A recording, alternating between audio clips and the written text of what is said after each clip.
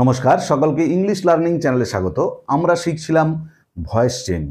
আমরা already voice চেঞ্জের উপর দুটো ভিডিও আপলোড করেছি। সেখানে অ্যাসার্টিভ সেন্টেন্সের একদিন ইনডিফিনাইট টেন্স এবং একদিন কন্টিনিউয়াস টেন্সের ভয়েস চেঞ্জের নিয়ম নিয়ে ডিটেলস আলোচনা করেছি। আজকে আমরা পারফেক্ট টেন্সের মানে প্রেজেন্ট পারফেক্ট, পাস্ট পারফেক্ট এবং ফিউচার পারফেক্ট টেন্স, এই তিনটে টেন্সের ভয়েস চেঞ্জের যে নিয়ম বা কিভাবে আমরা ভয়েস চেঞ্জ করব তা নিয়ে ডিটেলস আলোচনা করব। তাই তোমরা ভিডিওটা স্কিপ না করে অবশ্যই প্রথম থেকে শেষ পর্যন্ত দেখবে। আর ভয়েস চেঞ্জ তো খুবই ইম্পর্টেন্ট জিনিস আমাদের ইংরাজি গ্রামারের ক্ষেত্রে। তোমরা জানো সব ক্লাসে দিই 7 থেকে একদম উচ্চ মাধ্যমিক পর্যন্ত, এবং ভবিষ্যতে তোমরা যখন কম্পিটিটিভ এক্সাম দেবে সেখানেও কিন্তু ভয়েস চেঞ্জ পড়ে। তাই আমাদেরকে খুব ভালো করে ডিপলি এবং ইন ডিটেলসে শিখতে হবে।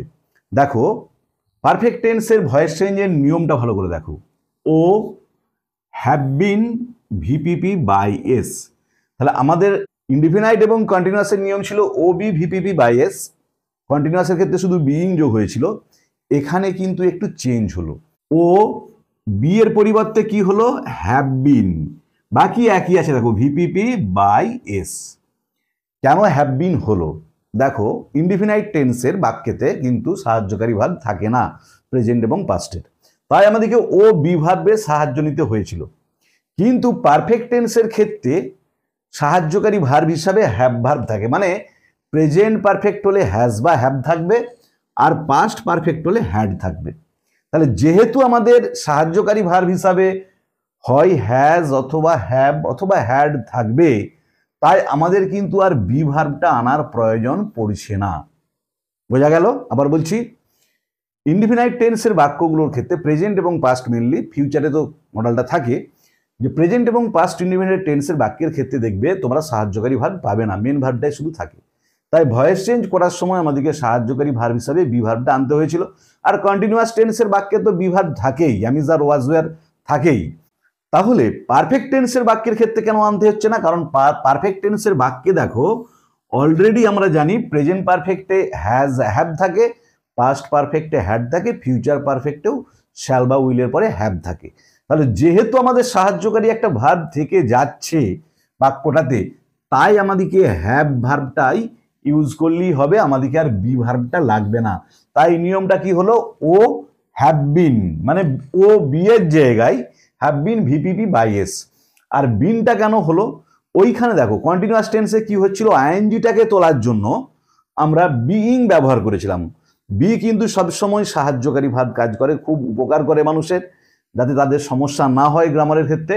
এখানেও দেখো পারফেক্ট টেন্সের ক্ষেত্রে আমরা জানি V3 ফর্মটা করাই থাকে। I have played cricket, he has done the work. তাহলে যখন V3 ফর্ম করাই থাকবে, সেক্ষেত্রে কি আমরা আবার V3 করতে পারবো? কারণ অলরেডি তো V3 করাই আছে। তাই আমাদেরকে ওই V3 ফর্মটাকে তোলার জন্য বিন মানে বি ভার্বের যেটা V3 ফর্ম সেটা ইউজ করতে হলো। তাহলে নিয়মটা হচ্ছে ও বি এর পরিবর্তে হ্যাভ বিন।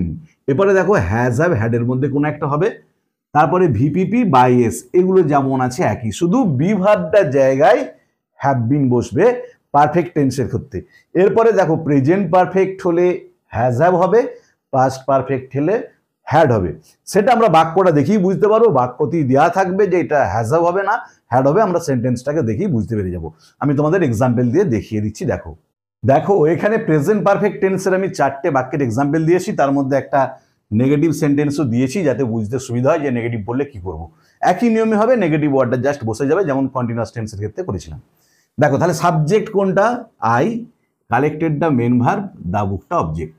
আমরা তাহলে O have been VPP by S, এখানেতে বিটা লাগবে না, কারণ দেখো আমাদের সাহায্যকারী ভার্ব হিসাবে প্রত্যেকটা সেন্টেন্সে হয় হ্যাজ অথবা হ্যাভ আছে, তাই আমাদেরকে আর বি ভার্বটা আনতে হবে না। স্বাভাবিক ব্যাপার, আমার কাছে যদি সাহায্যকারী ভার্ব থাকে আমি কেন আবার বাইরে থেকে নিয়ে আসবো, তাই আমাদেরকে আনতে হলো না। তাহলে প্রথমেতে কি হবে? প্রথমেতে ও জন্য বসবে কি? দা বুক। দা বুক হলো। তারপরে দেখো আয়ের পরে হ্যাভ ছিল, দা বুকের পরে কি বসবে? হ্যাজ। তারপরে বিন, বিনটা কেন বসলো? দেখো এখানে অলরেডি V3 ফর্ম করা আছে, ব্যাপারটা ভালো করে বুঝো।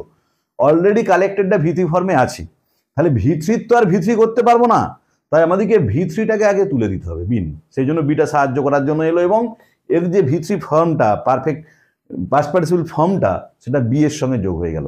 তারপরে আমরা আবার এটা V3 ফর্ম লিখবো, কালেক্টেড বাই আই থাকলে মি হয়। তাহলে উত্তর হলো the book has been collected by me. পরেরটা দেখো, the baby has broken the toy. তাহলে এটা প্রথম অবজেক্ট কি, দ্য টয়। তারপরে দেখো এখানে তো হ্যাজ ছিল, এখানে তো সিঙ্গুলার নাম্বার আছে থার্ড পারসন, হ্যাজই হবে, দ্য টয় হ্যাজ। তারপরে বিন হলো ব্রোকেন পাস্ট পার্টিসিপল করাই আছে। পারফেক্ট টেন্সে আমাদের একটা সুবিধা হচ্ছে আমাদের কিন্তু ভার্বগুলোর পাস্ট পার্টিসিপল করাই থাকবে।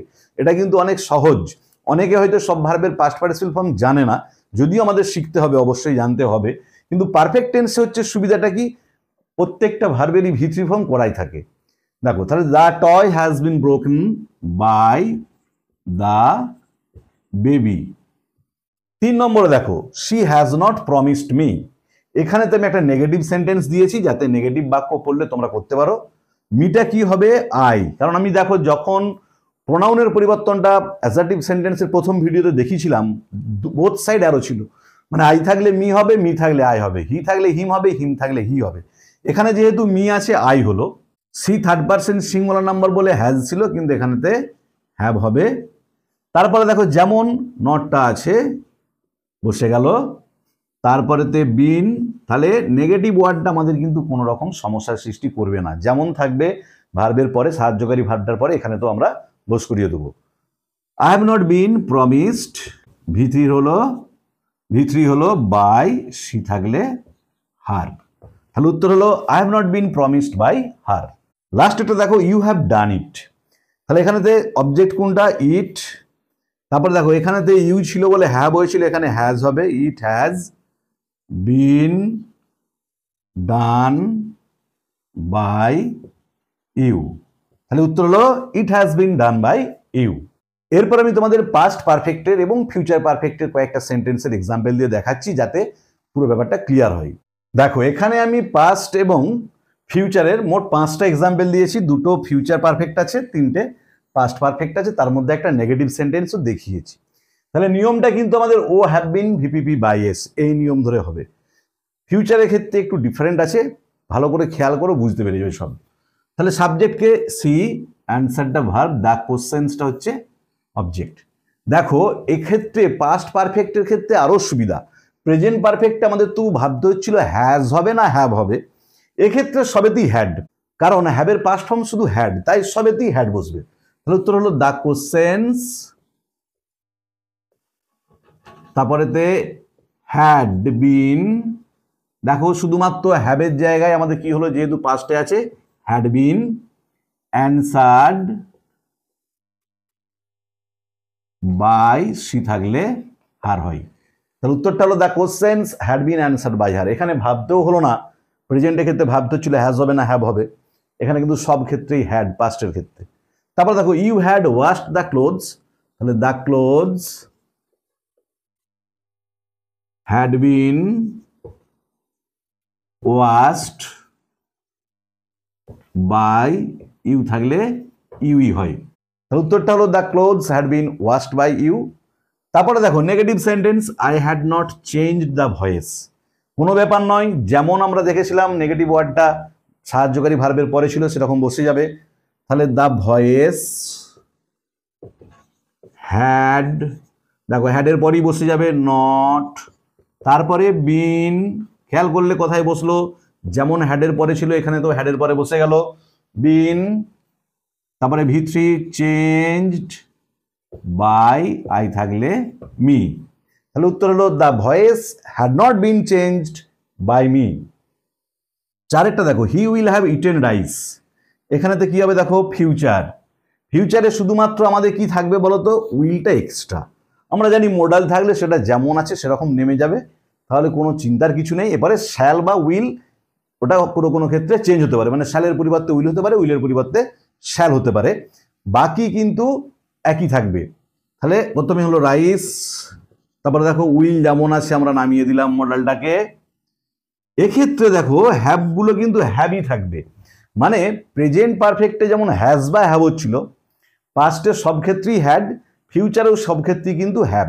তাহলে রাইস উইল যেমন মডেলটা ছিল আমরা বসিয়ে দিলাম, তারপরে হ্যাভ, তারপরে বিন ইটেন বাই, কি থাকলে হিম। তাহলে উত্তর হলো rice will have been eaten by him. এরপরে 5 নম্বরটা দেখো, they will have read the story. তাহলে এখানে কি হবে, দ্য স্টোরি অবজেক্ট হলো, তারপরে উইল যেমন আছে বসলো, হ্যাভ যেমন আছে বসলো, বিন রেড স্পেলিং এক, প্রনাউন্সিয়েশন আলাদা, রেড বাই দেম। তাহলে অ্যান্সারটা হলো the story will have been read by them. তাহলে আজকের ভিডিওতে আমরা অ্যাসার্টিভ সেন্টেন্সের প্রেজেন্ট, পাস্ট এবং ফিউচার পারফেক্টের ভয়েস চেঞ্জের নিয়ম নিয়ে ডিটেলস আলোচনা করলাম।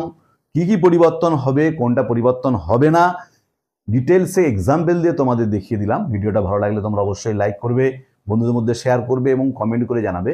পরের ভিডিওতে আমরা ইম্পারেটিভ সেন্টেন্সের ভয়েস চেঞ্জের নিয়ম নিয়ে ডিটেলস আলোচনা করব।